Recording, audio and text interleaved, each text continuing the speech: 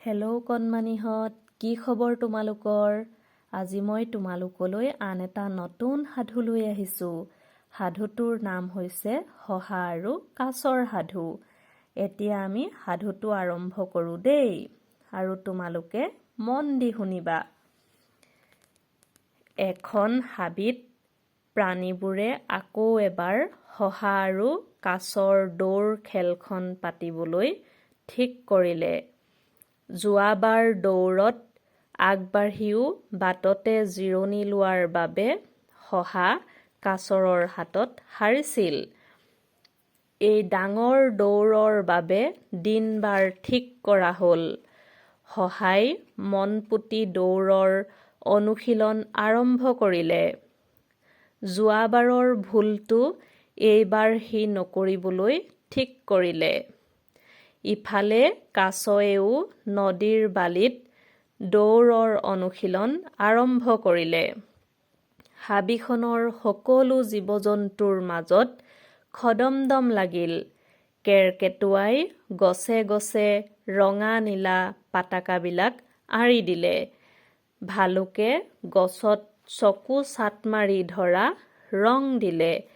কেউফালে যেন উৎসৱমুখৰহে পৰিৱেশ। শহাই গাৰ শক্তি বঢ়াবলৈ কিলোৱে কিলোৱে গাজৰ খাবলৈ ধৰিলে।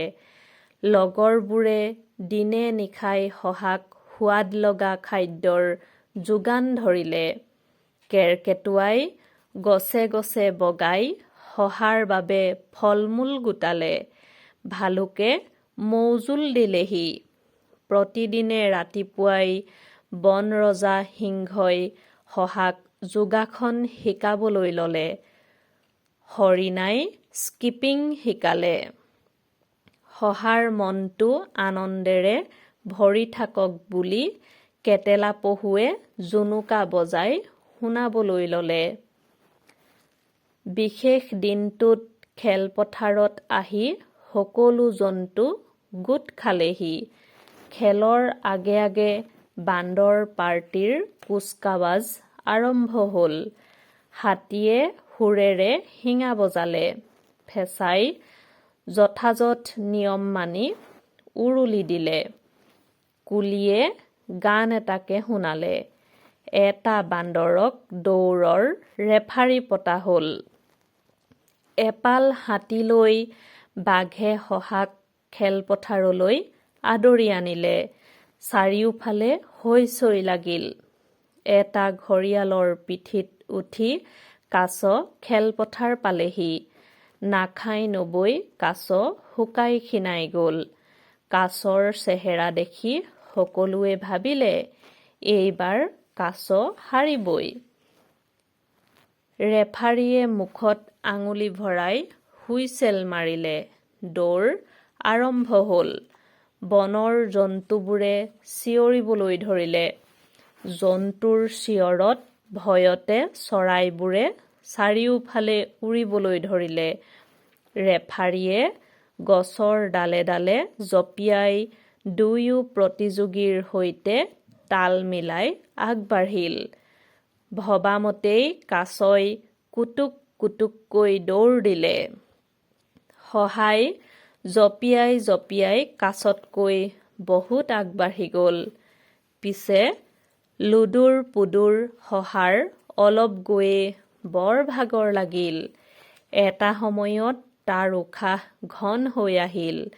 তাৰ ঠেং দুখনো নচলা হ'ল।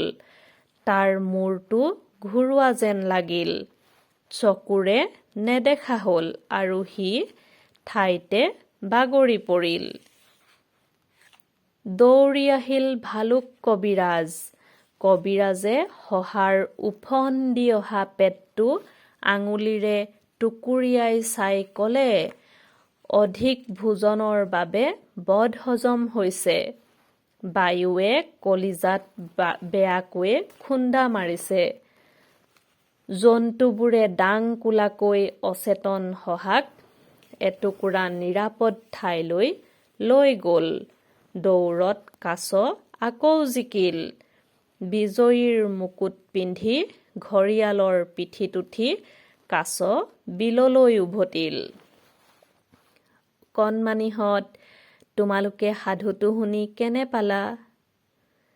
আৰু যদি ভাল পালা তেনেহ'লে লাইক কৰিবা আৰু তোমালোকৰ বন্ধু-বান্ধৱীৰ মাজত শ্বেয়াৰ কৰিবা। আৰু যদি তোমালোকে